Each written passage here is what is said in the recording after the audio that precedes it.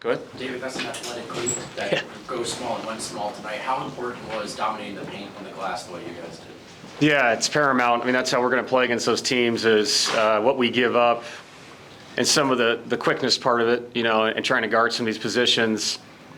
We can dominate the paint like we have over the years. So 62 in the paint. The craziest thing is 21 offensive rebounds, 22 second chance points, but only 8 for 21 of those opportunities. So it could have been an enormous night. Missed some shots around the basket. Some of that's due to their length and athleticism, like you brought up. So it's, every game is different. You do what you have to do to win the game, score the most points, and that was it tonight. It was just dominating the paint. We had great looks from three, just didn't shoot it well tonight from there. But yeah, really proud of the guys, and obviously Nikola was really special again. Frustrated is probably the wrong word, but you didn't put the foot on the throat there, I suppose, in the fourth quarter. Is that annoying? Is it frustrating that you just can't put it away, or? I don't know. I mean, some teams, it seems like it's a lot easier to do that against others. Like this team just keeps coming. And the way he rotates guys in and out, there's always fresh legs out there. And, they were pressing our feet. So, yeah, you do want to do that, but at the same time, give them credit. They turned us over 17 times for 22 points. That keeps teams in games. And they attacked us on the other end. Only 42 in the paint for them, and honestly, only 14 fast breaks, a really good number with how they're playing. But you're right, if you can be more successful taking care of the ball, better chance of pushing that lead out and sitting guys, instead of playing them all the way through. It did seem in the second quarter, the second unit was trying to bleed the clock a little bit, like you talked about, and just didn't get a bucket there during that stretch. Yeah, I didn't think we got into stuff early enough. Some of that's the zone press back into man, zone press back into the 1-3-1 or the matchup, whatever they do different things. But if we want to give Jonas a chance to punch in and score, we have to get in our offense earlier. If we want the ball to pop and move against the zone and explore a third side, not just a second side, you have to get into your stuff earlier. So we'll keep talking about it. It's a work in progress. But it was great to see Tim, with the way he shot the ball tonight, making 4 threes, 18 points in 24 minutes. Bruce is really good defensively. Peyton Watson, 10 rebounds, some of the block shots. So there were major positives, too. So we got to draw from those as well. Coach, can you comment on Hardaway, not just his scoring, but how he fit into the flow of the offense? Yeah, he just spaces the floor so well. He's such a weapon, and he can get the shot off so quickly and easily. It's a big deal. A lot of teams have the athleticism these days, Miami included, to really load up on the weak side and still get out and get a great contest. But a guy that releases the ball that quickly and gets it off, it's a big deal. And not to mention, he just really knows how to play. This is a group of guys you'd love to play pickup with. Tim's one of those guys. He fits right in. And I hope he shot 9 tonight. If he gets those looks, I hope he shoots 19 one night. He has the ability to get so hot. And you talked about blowing people out. He's a guy that can actually do that for you in a given quarter. The combination of Jokic and Gordon, what they did tonight, how dangerous can this team be when those guys are the way they were tonight? Yeah, and I brought this up before. Aaron, these are the kind of games you realize Aaron's a power forward. He's a man.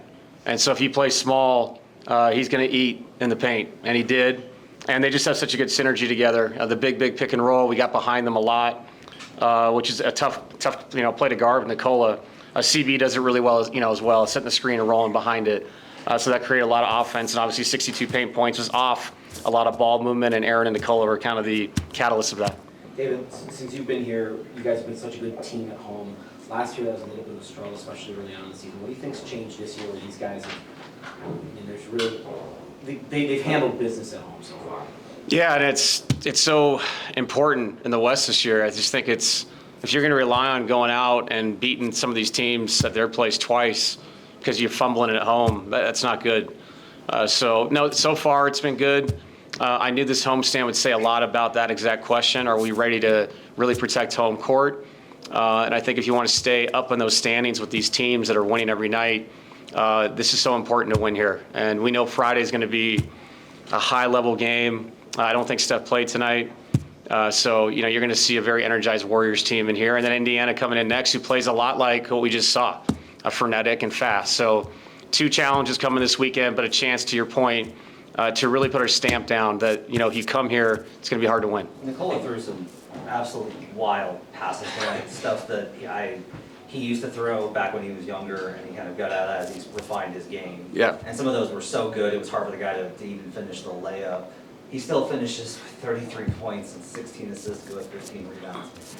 How close is what you're seeing from him to being just like the absolute best anybody can be offensively?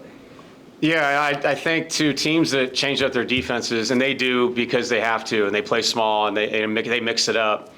He was made to play against different defenses. He has a feel for space that I've never seen before. And so whether it's a zone or a matchup zone or a man, defense, whether they're doubling him or they're not, his comfort level with how he sees the floor is second to none. And we always say it. I hate to just but just don't get tired of it. It's enjoy it while it's here. As a fan, as anybody that watches basketball in general, this is something that you're never going to see again. Chris Brown was mic'd up today, and they caught him. He said, Christian Brown gets 5 layups like that a game. Okay, why is he so good at that? And are you seeing that kind of bleed over into other people? Yeah, Christian, it's interesting. He's a guard, but he has a feel for how to roll and where the right space to roll is. It's not just like screening. He's a good screener, but there's a different level of when I roll, kind of a second sense of knowing where the help is coming from. Christian's so good at that, and he's really gotten good at catching under control, pump faking, and finishing. But yeah, other guys have done it. I think some of the guys are getting used to the fact that they want to slip out when they set a screen with him, and it's better to set it and roll, whether that's to an open area to shoot a 15-footer, 18-footer, whatever it may be, or right on the rim. Christian is really special at it. I say, Aaron is too, and it makes sense because Aaron's bigger, but they both have such a good feel for where the soft spot is after they set a screen. So yeah, Christian is, he's made to play with us. The way he runs the floor, the way he screens, he's just so unselfish in what he does. And it's funny because guys that are unselfish get rewarded, as you know. Guys that do the right things for the team usually get the reward at the end. So CB's been really good at that since he's been here. Nikola Jokic said in an interview that Nikola Jokic told him he wished he came to the Nuggets instead of extending with the Heat. Do you think they would have been a good duo? Could they still happen one day? Well, I don't want to get fined, first of all, but that kid is really talented, and Miami has a good player there that's growing, and he's been really fun to watch. We only play them 2 times a year, so seeing him a little bit in summer league and then now seeing him grow each year so much stronger in his body, really skilled for his size, can shoot it. He's a prototypical player in today's NBA that you're looking for, a guy with size like that can handle it a little bit, shoot it, and obviously the way we play, I'm sure he'd have fun playing with us, but he's in a really good place in Miami. Thank you, Coach. Yeah, thanks. Nikola and Tim tonight.